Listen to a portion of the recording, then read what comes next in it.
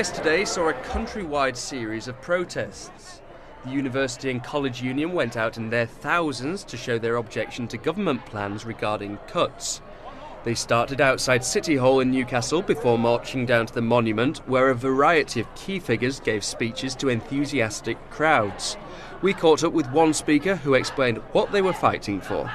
What I'm doing here today is obviously supporting all our members in both further education and higher education on what is actually the first day in our history that all of our members have been out on strike on the same day on the same issues. But it's one thing to protest about something, but what about offering an alternative to what the government is planning to do? The government should be properly funding education. I think the government should not be making these cuts. I think that these cuts basically are an ideological attack on working people, and it's an excuse to push these cuts through and make ordinary working people pay for the mistakes that have been made. And if the UCU doesn't get what they want, will they keep on fighting until they do?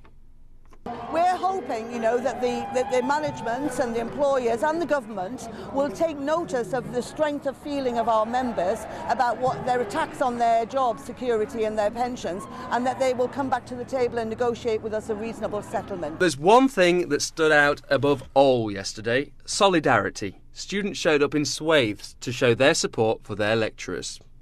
Pension cuts, pension cuts, no more pension cuts. No, no, no, no, no, no, no, no more pension cuts, pension cuts, no more pension. So that we don't sack our staff because we really like our teachers. And we really want to see all the teachers, and we want to do loads of dancing in college, and we just want to keep everyone.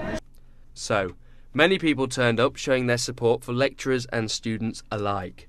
But only time will tell whether or not their protests were heard.